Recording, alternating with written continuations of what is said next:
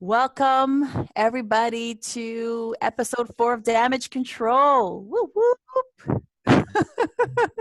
I'm Melinda Grimaldi, real estate and title attorney with Grimaldi Law Firm. And we have Anthony.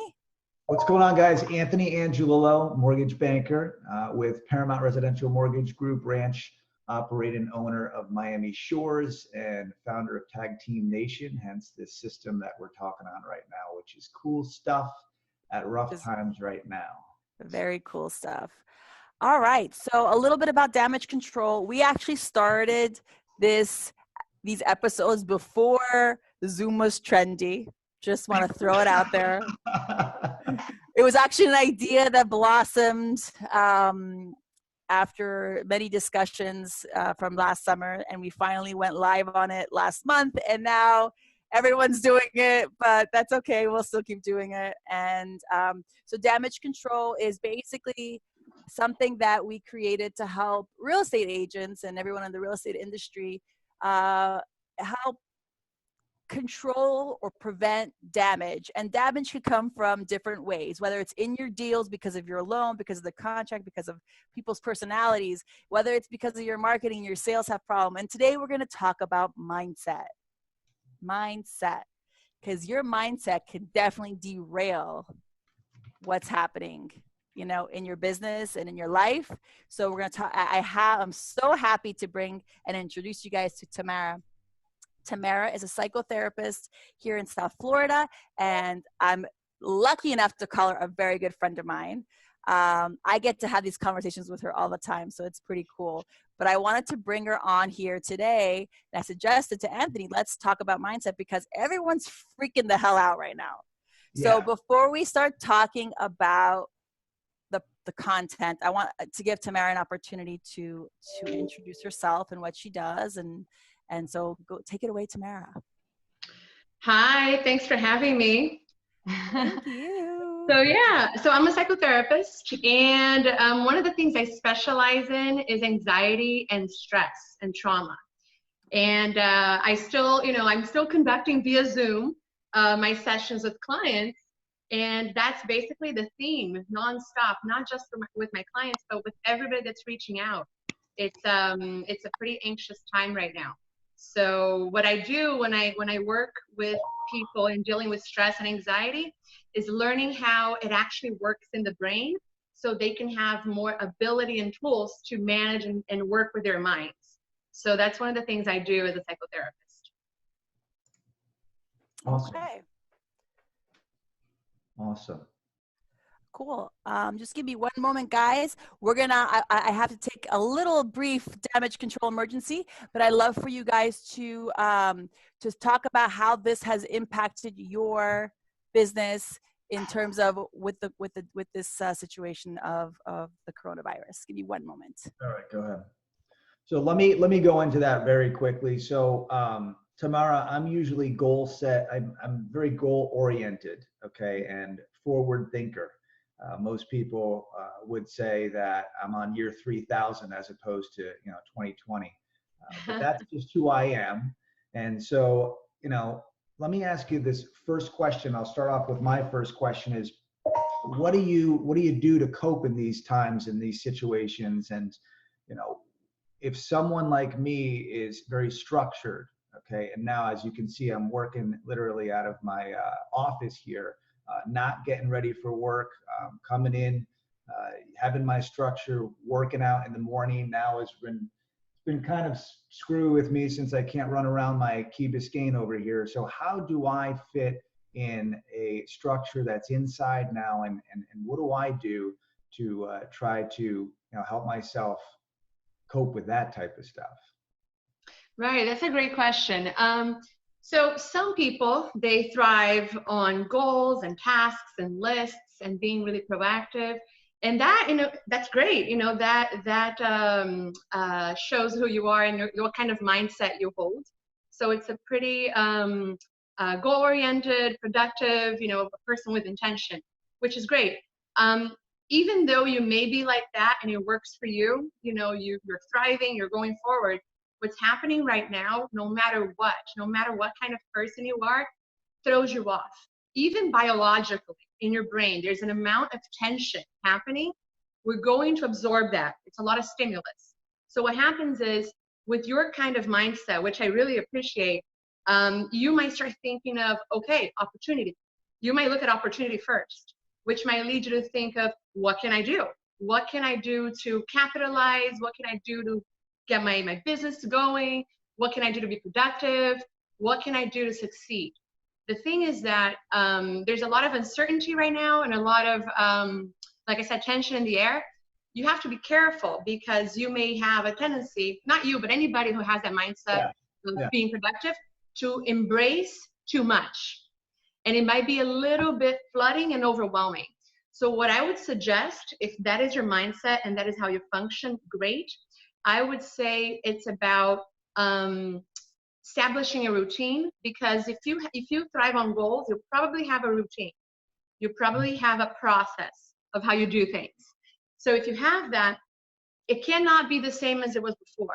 So you're going to have to learn a little bit more about yourself right now. You know, you're going to have to expand a little bit of who I am and establish a different structure, a different routine that allows you to flow through your day without feeling so disoriented. I think everybody right now, it doesn't matter how well established, you know, it doesn't matter who you are.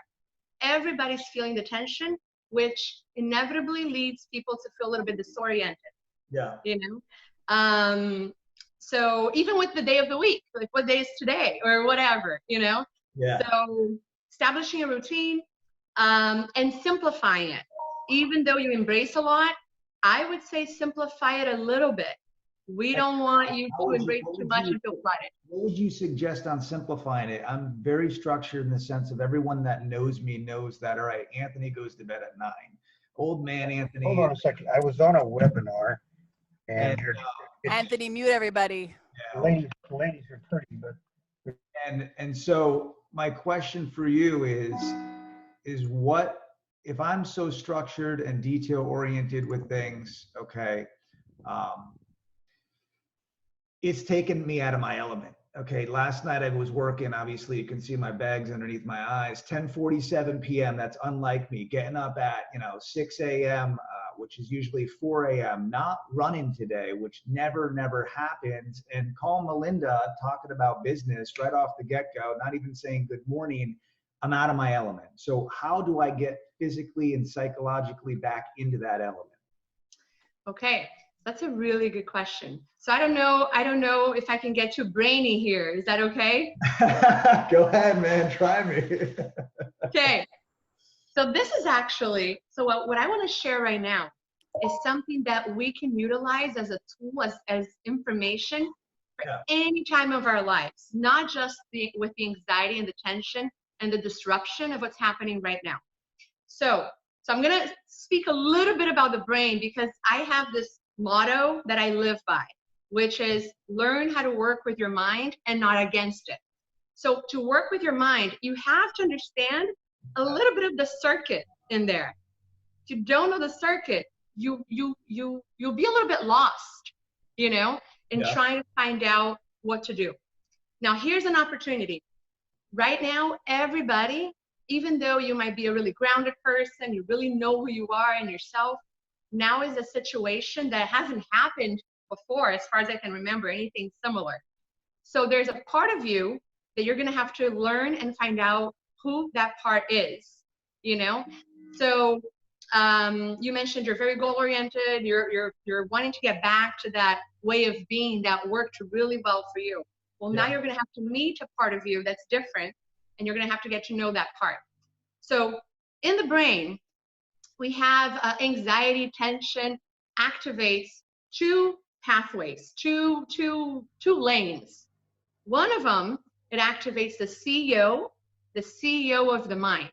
So it's that part of us that's very focused, logical, organized. It thinks, it overthinks, it strategizes. And we also have another part that is the security guard. So I like to create little words because it helps me remember. Yeah. So we have the CEO and we have a security guard.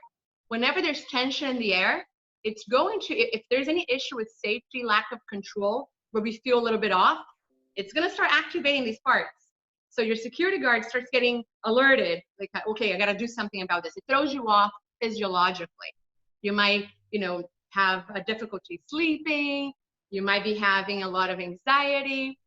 So because you're a very cerebral person and focused and goal-oriented, we have to shape your CEO. Because if your CEO is running wild, not stopping, not taking breaks, not de-escalating, your CEO is going to activate your security guard. And then you're going to be off completely. Does that make sense? It makes complete sense. Yeah. Complete sense. And what type of relaxation would you recommend? So relaxation is actually something that helps calm down the security guard. The CEO is more intellectual.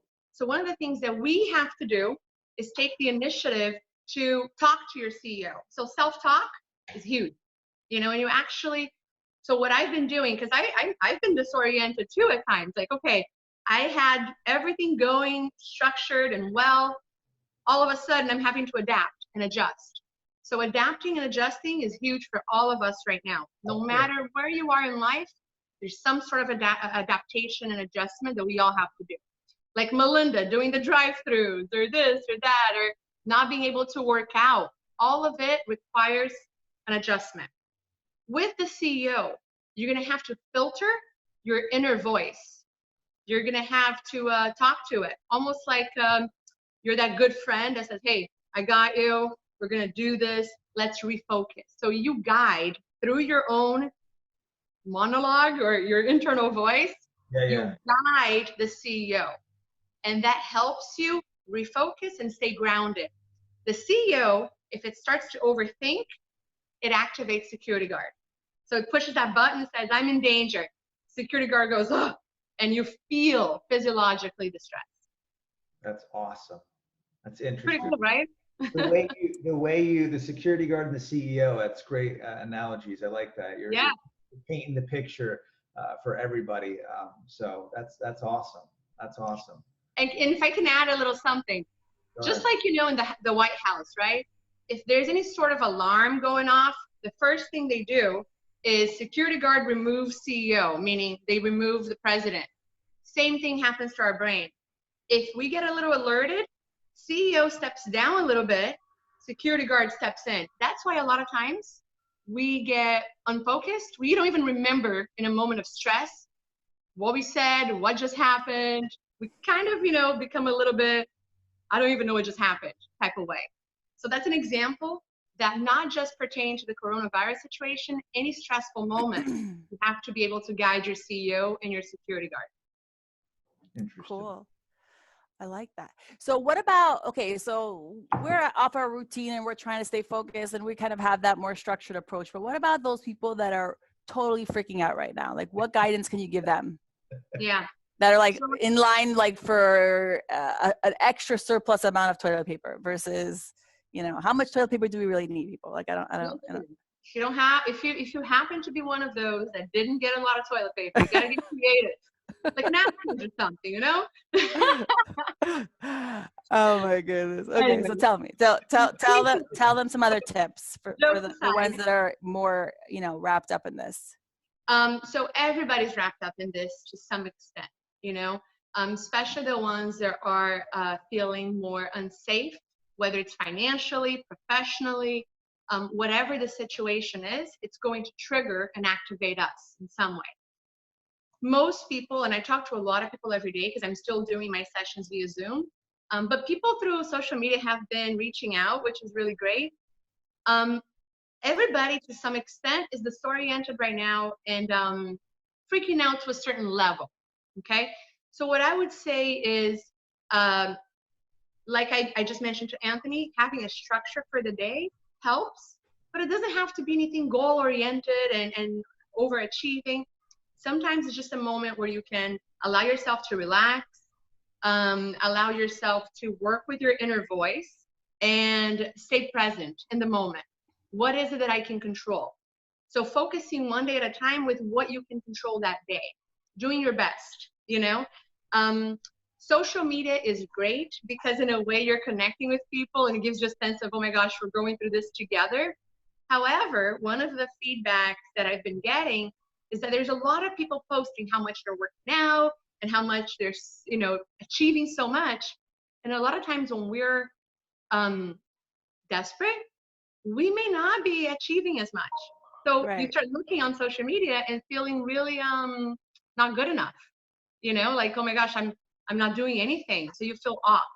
Yeah. So what I would say is compassion.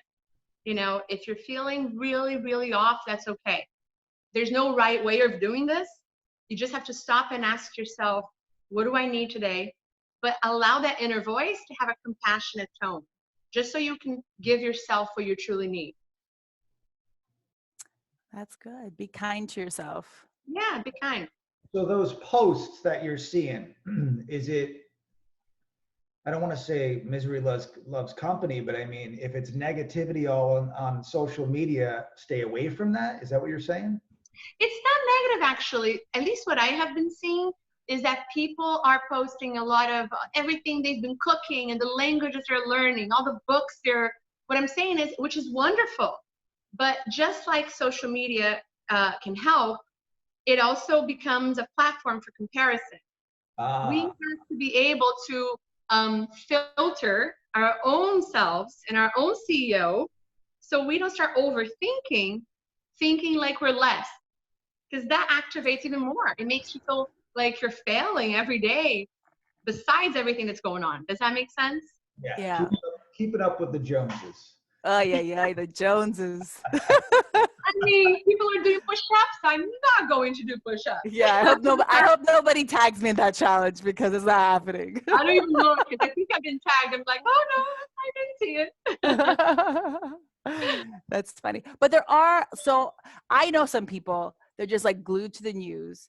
They're like waiting for every press release and announcement. And I just feel like you can find out what's happening in about 2 minutes of looking at something up, and then you don't need to keep the TV on or all those different types of news outlets, whether it's through social media or whatever, because I feel like it just makes you more nervous.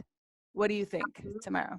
Absolutely, because remember, it's stimulus. It's information that you're absorbing through your senses, right? In this case, you're looking at the news and you're looking at how things are pretty complicated, uncertain, and messy right now. So as you expose yourself to constant information, and usually it's really repetitive. Like if you watch it once a day, you're gonna get the information for the whole day, but every channel is repeating the same thing over and over. What happens is it's really hard to filter the information through your CEO and your own inner voice if you're constantly receiving stimulus. So I, for myself, I do limit.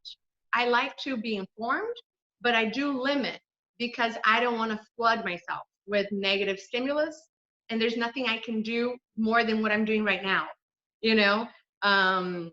So I would limit that just because it's too much stimulus right now. Gotcha. That makes sense. That makes complete sense. Yeah. And then also there's so much like fake news out there.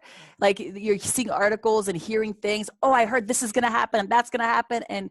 And it just creates the anxiety of the unknown, or like, is this true, or spreading false rumors. So I think all of that put together really creates a sense of chaos for everybody. Absolutely. Yeah. People are always going to share their perspective, make up things, you know, there's fake news anywhere, everywhere. You just have to use some discernment, right, and do what works for you.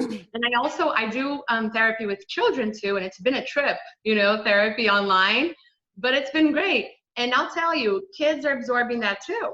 You know, if the news, if the TV's on the news all day, they're getting that too, because even in sessions, they'll come to me and they'll start asking questions about things they saw on the news. So they absorb that level of intensity. And even for parents, it's great to not expose the kids so much at all, you know, and guide them appropriately, because it elevates even the level of physiological tension within a child at home, you know, and it's not good for their mental health. And speaking of kids, there's a lot of people balancing whether it's working at home or even if they're still able to work because of their industry, working in a place with their kids out of school and then having to deal with homeschooling. That's just a lot. Like I have a lot of help, but it's still a lot. So I wonder if you have any advice for those parents dealing with that. Great question. So I have a few clients that are going through that. And especially moms have reached out to me and they feel chaotic, out of control, and it has kind of triggered a feeling of failure. Like I'm failing, I can't do this. I don't know how a person can do it. I mean, especially if you have more than one child, different levels in school that you have to, you know, and to keep a child in front of the computer learning, that's challenging on its own. Yeah. So not only there's the stress going on, you have kids in the house, everybody's cooped up together. It's just, there's no ideal way. I think you just have to take one moment at a time, do your best, you know, and you may not get it ideally, having all the kids do everything they're supposed to do. I think you just have to kind of, you know, go one moment at a time with that. There's no right way of doing it. And if you feel like you're failing, you're not failing, it's just too much. It's impossible. Overload. It's overload. I mean, too much. Yeah, some of the people that work with me, you know, they're saying, you know, now their kids are not in school, and it's just, what do they do? How do they take care of the kids? They've got to homeschool them, and it's a lot. It's a lot to put onto someone, especially in these crazy times right now. So interesting. For myself, I've realized I have little guys, so they're not in like the formal. My older son's in pre-K 4, so he doesn't have as much of a structure. They learn mostly through play, so we're just making sure to be more like aware of incorporating like the alphabet and like writing and like, you know, following directions and some tactile skills like in the normal play that we are doing already, so that it's not like so high strung for us. So we do get stuff from the teachers and we're doing the best we can with those and getting ideas from that, but I'm not holding myself up to a crazy standard. I realized I had to adjust that thinking because my perfectionism was already getting triggered like the first day I got an email. Yeah. And you know, what you're doing is simplifying, right? So you're filtering and you're simplifying. So like those two skills that we talked about in the beginning. Filter your thoughts, filter, you know, what works for you, what doesn't work, and you get to dictate, you get to call the shots, and simplify everything. If you simplify and you notice, okay, I got this went okay. If you want to add a little more of something you want to do differently, whether it's with your kids, with your family, with your routine, then you get to decide that too.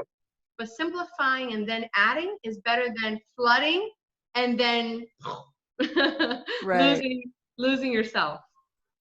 Yeah, that makes sense. Like, how do the parents cope with the fact that the children right now are limited to go outside? You know, I know some people are, honestly, they feel bad because the kid wants to go and play on the bicycle and can't go outside. No, we're gonna, you know, God forbid you're gonna get infected with this COVID-19. How do you cope with that as a parent? You know, that must be tough. Yeah, I mean, I still see kids outside and parents, but obviously with a lot of distance, you know, from others. Depending on where you live, if you live in an apartment, that may be more difficult. If you live in a house, allowing them to move their bodies. So kids need to move their bodies. We do too, you know. So incorporating play throughout the day, exercising together. We need to get those little bodies moving as much as possible. But yeah, it's very scary to go outside. There's always that fear of, you know, is something going to happen? Are we in danger? So I think it's just trying to incorporate play as much as possible at home. You know, helping them do activities or cook together, do exercises together, anything that moves your little bodies a little bit. You know, because we're all cooped up inside. Old school board games, man. What happened to the board games? Old school board games. Yeah. That's awesome. Okay, so there's a lot. One thing that like we're dealing with is not, a lot of people are dealing with, and that I hear talking, it's like, how long is this going to last? And the unknown about how long it's going to last. So do you have any advice about people who are like kind of worried about that, what's going to happen situation? Yeah. I wouldn't, personally also, and also considering the CEO, like we talked about, it's a normal question to have. We wonder, we start thinking, oh my gosh, can I do this financially? Can I do this mentally? Can I stay sane? It's a great question. However, there's no answer. Because there's no answer, we have to filter how much time and energy we spend in entertaining that question. So what I'm saying is, it's okay to have that question, but then you have to go ahead and engage a grounded CEO that says, I don't know yet, but I'm staying focused. I'm doing my best, one moment at a time. You have to engage that inner voice, or that question leads to a fertile ground of desperation, although it's a question that we all have. Okay. So how about those of us who are like, I guess the control freaks have harder time with that, and the ones that are uber planners, or like people in sales in areas that they don't know what they're able to sell, their product or their service or their event space. So I guess it's really just coming to terms with it and accepting that you're not going to know what's going to happen, and we kind of got to take it day by day. That is exactly it. I mean, when we identify ourselves as control freaks, that in itself suggests work on that, because it's impossible to have control over every single thing. Let's say it's not coronavirus. Let's say something happens in our personal lives, a health issue, anything. So it's important to allow, like I mentioned to Anthony in the beginning of our meeting today, this is a moment where you start learning who you are to a deeper level if you allow it. We can't just stay the same with who we've been to a situation that requires a different version, an upgrade, if you will.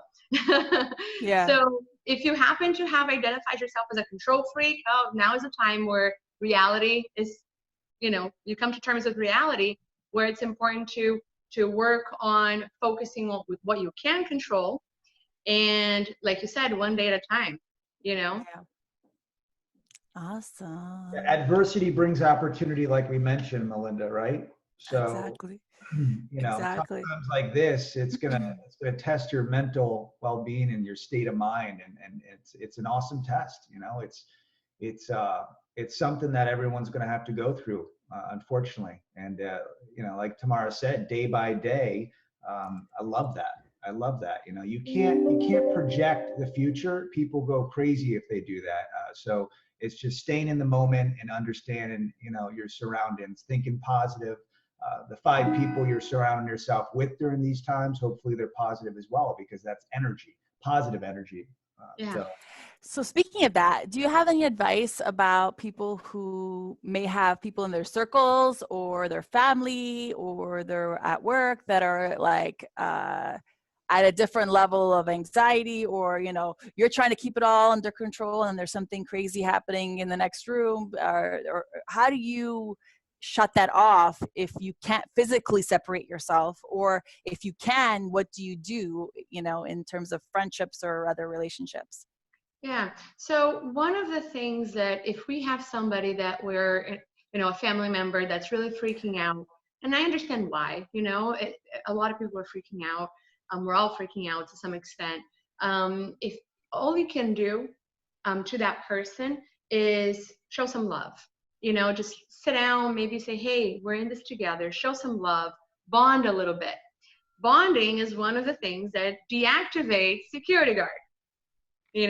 So just, we're in this together, we're gonna get through this, you're not alone, I need you. Just kind of show me some love, some bonding. Even if you're in the office, or you have somebody, a partner, a coworker, somebody that you're always communicating with, even via Zoom, but if their mindset is hurting, if they're not aligned, you're gonna end up getting some of that, you're gonna be hearing that. So if you are at a level where you can show some soothing, do that lovingly. It doesn't help to say, stop, I can't take this anymore. That only escalates things more. So I would suggest, kind of having a meeting with yourself where you can just breathe, take a moment, and if you can, extend that bonding to somebody else, that love to somebody else, because everybody's on the edge to some level right now. All right. And Anthony, before she gives us her like last final wrap up of what she wants, to remind everybody, do you have any more questions for her?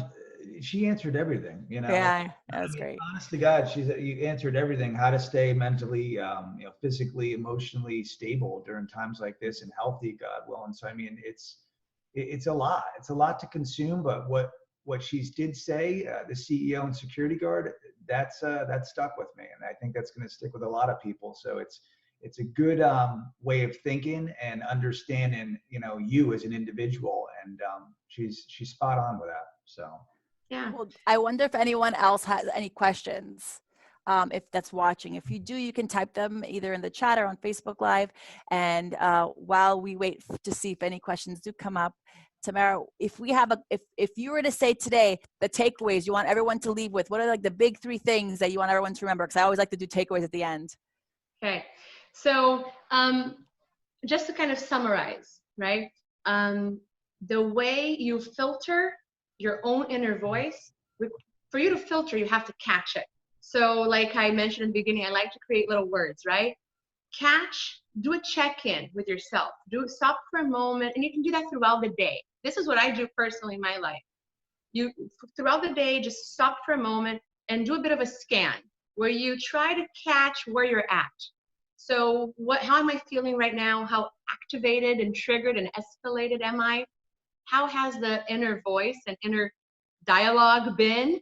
If you feel like it's been angry, anxious, tense, in that moment, then you start shaping the CEO voice. Try to get it to come back to being grounded.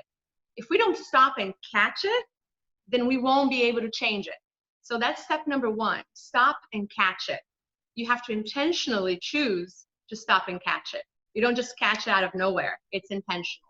Okay, so step number 1, take a moment to intentionally become aware, mindful, and catch that internal voice. Once you catch it, if it's a little bit off, with compassion, kindness, filter it, reframe it to a way that brings you a sense of, I'm doing what I can. This is how I'm going to simplify. You can strategize in a way that simplifies things. Okay, so that is problem solving, and that's staying present. Okay, so after you do that, then you let go and you do your day, and then check in often. So it's about working with your mind. The security guard. How do you deactivate security guard? The security guard is very physiological. So things that bring you joy, right? Things that give you a sense of pleasure, but it has to be healthy. So for example, a hot shower.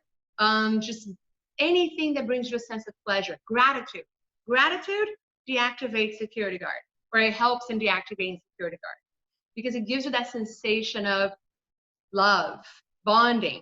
So there's ways of deactivating security guard and ways of deactivating the CEO. So dialogue, filtering, and feeling, bonding, calming down. So those things are very important, not just right now, anytime we experience a stressful thing in our lives. And this is one of those things that throughout history, other events have happened. This is the one we're experiencing right now, this moment in time. Who knows what the future holds? All we can do is stay grounded right now. So it's important to allow ourselves intentionally to become grounded and to try to stay grounded as much as possible. Love that. Okay, so we have 2 questions. One here is from Marilyn that she says, do you suggest meditation for self-awareness and calming? Amen. Yes. Meditation is scientifically proven to deactivate security guard. So it actually positions your mind in a way that it shifts you from overthinking, from overfeeling, and it puts you in a position where you're feeling your breath. So another amazing tool that helps this physiological body and the brain to get grounded is breath. May sound silly, but if you actually, if I have time, I can teach you a way to breathe. Anthony, I'm already breathing over here. I'm like, try, give me something. Time for me to teach you guys a way to breathe. Yeah. Do we? Yeah. Okay. So, what I'd like you guys to do. So here's the thing: if you breathe in deeply, at least three times, you're sending enough oxygen to your frontal lobe, where it helps you think more clearly. We kind of downplay breathing, and we say it's cheesy. Oh, okay, here goes, the therapist talking about breathing, but it's science. Now, here's the other part. We want to deactivate CEO. So this is how you breathe. You take a nice deep breath, but when you exhale, imagine it's a piece of gum, and you're going to stretch it out as much as you can. You're going to exhale slowly, and it has to be longer than your inhale. I don't want you to exhale to a point where you're like, ooh, like die. It has to be very comfortable. But when you're activated and stressed out, how do we usually breathe? We go, we get like this. When we relax, we go, oh gosh, that's over. It's that process of informing your brain that I'm safe. So we inhale, and then you stretch it out like a piece of gum. That's a good analogy. And I you like do it that. over and over and over. I love your analogies, the gum. Right? That's all I'm thinking is gum. That's how I remember. And I find that when I talk to people, they remember it too, because now it has image and it has a thought connected to it. So to take up the breathing exercise up a notch, when you breathe in, I would like you to give that air color, almost like a beautiful light, whatever color you want. So you breathe in that beautiful, cool, sparkly color, and then you breathe out. What you can do, if you want to take it up even a notch further, breathe out something that maybe represents the anxiety, the stress. So maybe you're breathing out a gray color or a gray smoke. But keep breathing in until your brain allows the beautiful color that you had initially come through your mouth. I love that. That's filtering. So awesome. I love that. So that imagery, that visualization shifts your brain from hyper-focusing on the stressor, and it will shift it to soothing. It will. Biologically, it will. If it doesn't, do it again. And just enjoy. Enjoy that beautiful air and let it go. So is that like the beginning of meditation? Yes, ma'am. Breath is the beginning, the middle, and the end.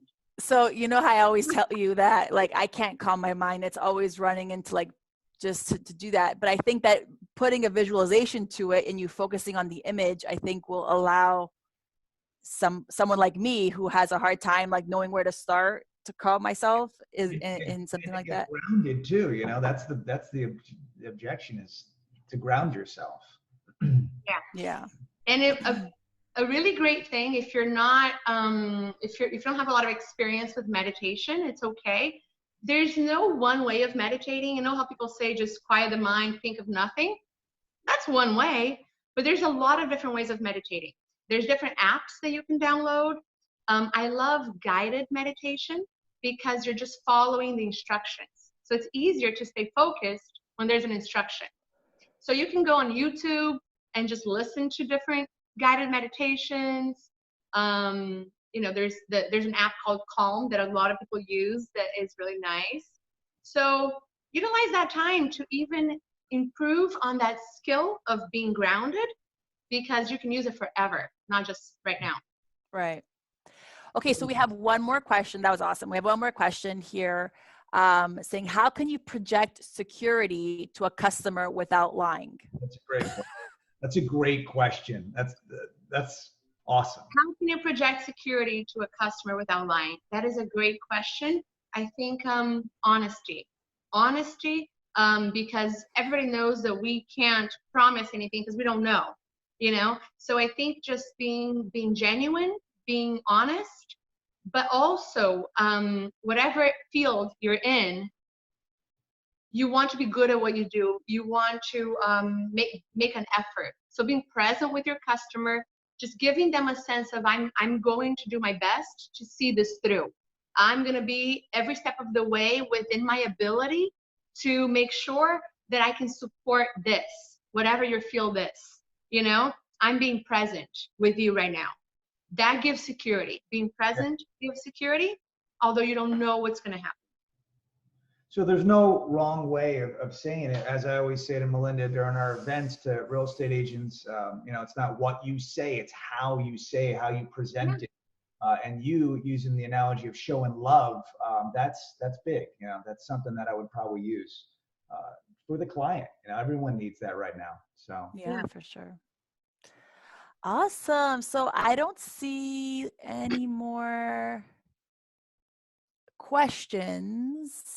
So that's pretty much it. I think that we're going to wrap up this damage control call for the day. I hope everyone found it useful. I'm going to be sharing Tamara's information, so you guys have it if you want to reach out. And I want to thank you, Tamara, for joining us and sharing your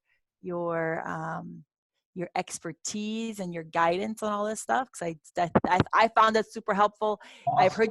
I've heard you say these things before, and every time it just I have to remind myself sometimes. So I think it's an important reminder for everybody.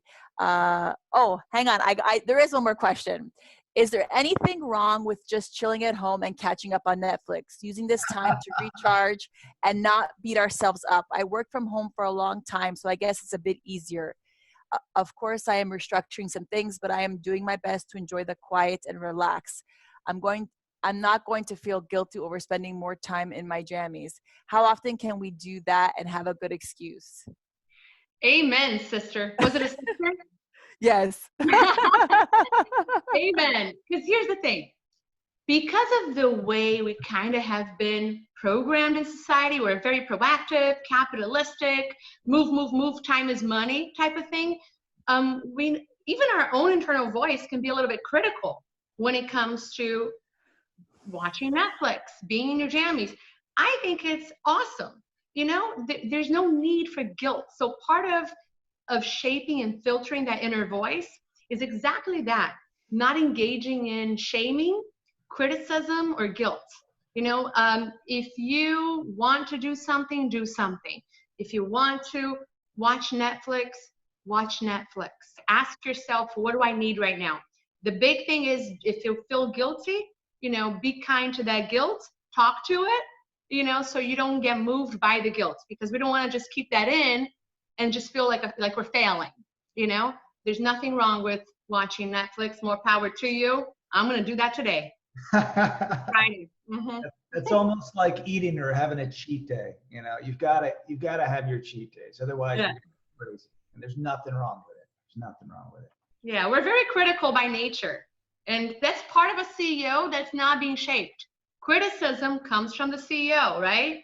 So we want to, that CEO that needs to be shaped a little bit. Mine's super mean. My CEO is super mean to me.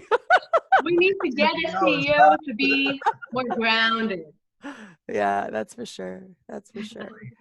This is something that it's natural to us. It's normal to have a certain level of criticism. You know, we just have to learn how to shape it. Awesome. That was amazing. Thank you so much, Tamara. Thanks, Anthony, for doing this with me and for engaging this idea that I had to bring Tamara on. And thanks for everyone for checking in and listening. And we're going to have this on replay. So tag a friend if they didn't get to catch it live and you think that they would find it useful to get some little tips on how to, keep your mind right. There's also in our Zoom meeting and in Facebook Live, I sent the link for March Marketing Madness. That's going to be on the 31st. That I would not miss. So anyone that has not subscribed, you need to subscribe in order to get on that platform. And we have some bosses that are going to be joining us with this. So there's going to be several of us that are going to be doing this. We're going to have different sessions with different topics. So it's going to be super fun, and it's going to be very useful hour and a half. And you forgot to tell them Anthony, that you're going to be giving away a lead or Yeah, two? there's a wheel that we're going to be spinning, obviously electronic wheel, and the incentive is free appraisal or possibly a free 50% off settlement closing fee. I think that's one of the prizes that you're Yes. offering, a free That's lead, right. free approved lead. Do you So have any toilet paper on that wheel? Yeah, no. 'Cause I'm about to break out napkins. Awesome. I just shared Tamara's website in the chat on both Facebook and Zoom as well. So you guys will have that information. She also does workshops once all this gets back to normal and different things. So you should follow her on Instagram. She's always got really good inspirational quotes and things that will get you pumped up for the day. So have a great rest of your day. Enjoy your weekend, everybody, and be kind to yourself, right? show the love. Thanks for having me. Show some love to everybody. Take care. Bye. Bye.